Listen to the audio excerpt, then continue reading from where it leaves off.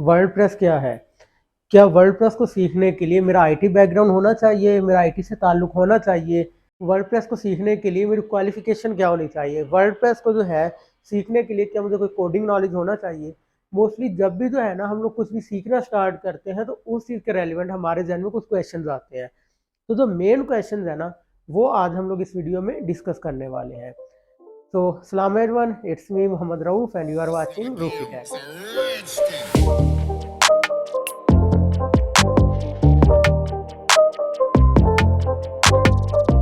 तो guys, video को start करने से पहले ना सबसे पहले मैं आप लोगों को अपने बारे में बताना चाहूँगा, ताकि आप लोगों को पता होना चाहिए जो शख्स हमें पढ़ा रहा है, जो शख्स जो है हमें कुछ सिखा रहा है, क्या उसका इस चीज़ में, इस फील्ड में कोई एक्सपीरियंस है या नहीं। तो एवरीवन, जैसे मैंने आप लोगों को बताया, मेरा नाम मोहम्मद रऊफ है और मैं सितंबर 2019 से जो है ना वर्डप्रेस पर काम कर रहा हूँ। तो आप लोग इस चीज़ का अंदाज़ा लगा सकते हैं कि मुझे ऑलमोस्ट 3 इयर्स जो है इस फील्ड में हो चुके हैं और मैं जो है आप लोगों को इस कोर्स के अंदर इंशाल्लाह वो तमाम चीज़ें सिखाने वाला हूँ, जिन्हें सीखने के बाद आप लोग ना जस्ट ये कह सकते हैं कि यार मुझे वर्डप्रेस आता है, आप लोग बाकायदा इस सर्विस को फ्रीलांसिंग मार्केट प्लेसेस पर जो है प्रोवाइड करके अर्निंग भी कर सकते हैं।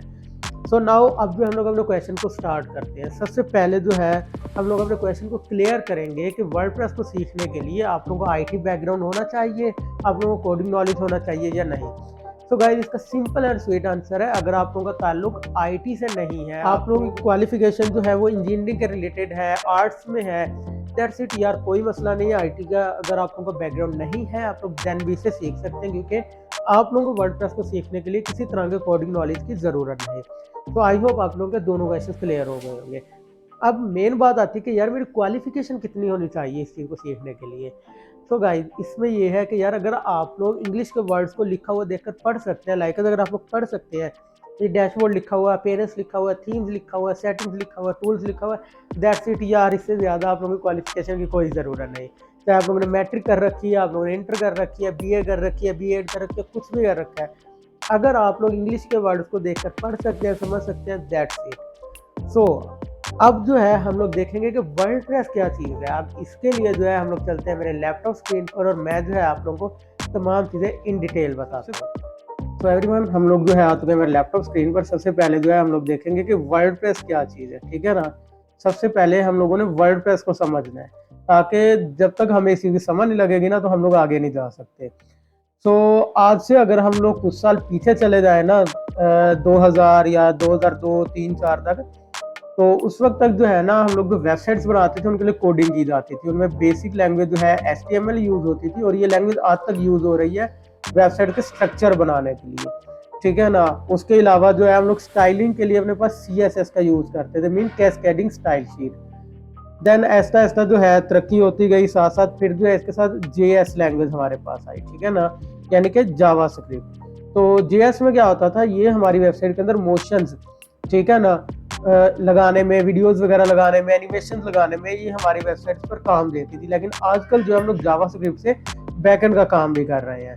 इसके साथ जो हम लोग एक और लैंग्वेज यूज़ करते थे, jQuery, ठीक है।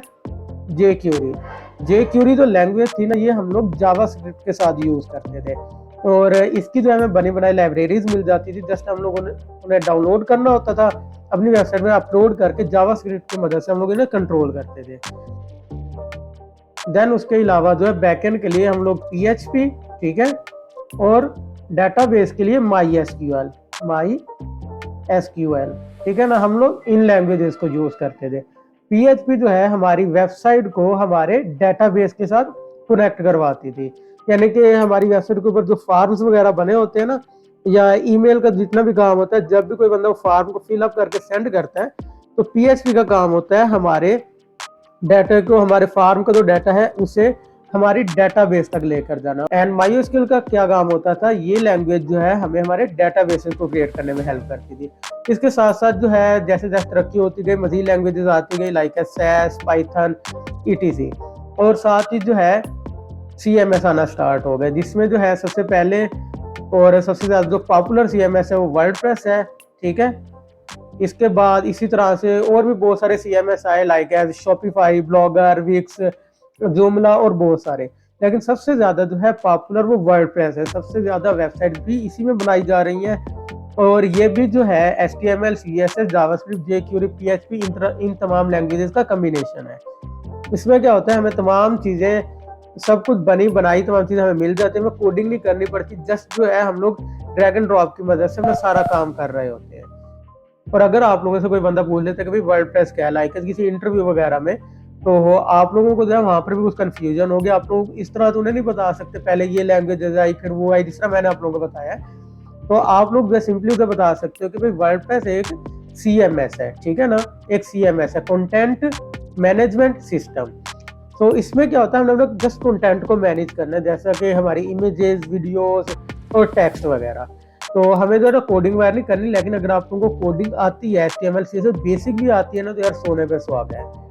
और हम लोग जो है ना वर्डप्रेस के अंदर जब हम लोग काम करते हैं, तो बेसिकली हम लोग दो चीज़ों में काम कर रहे होते हैं। एक हमारी थीम्स, ओके, और दूसरे हमारे प्लगइन्स।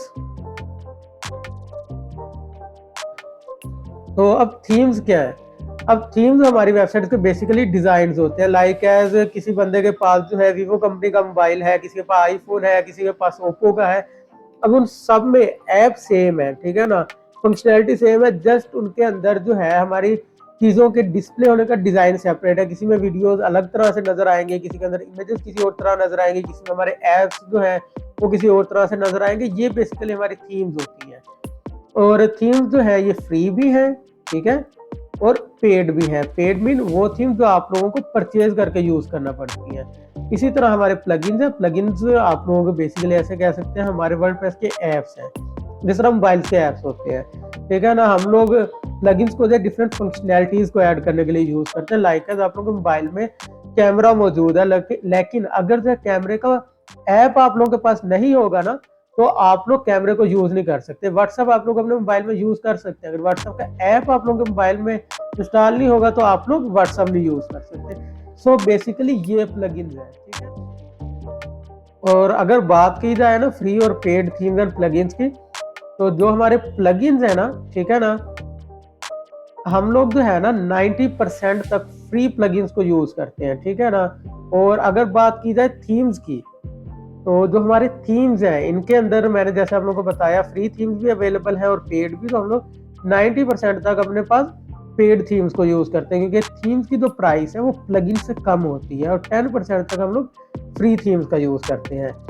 तो इंशाल्लाह इस कोर्स के अंदर आप लोग इन तमाम चीज़ों के बारे में सीखने वाले हैं, और मैं आप लोगों को इन तमाम चीज़ों के बारे में इन डिटेल बताऊंगा। इंशाल्लाह मैं आप लोगों को प्रीमियम थीम्स भी प्रैक्टिस के लिए प्रोवाइड करूंगा।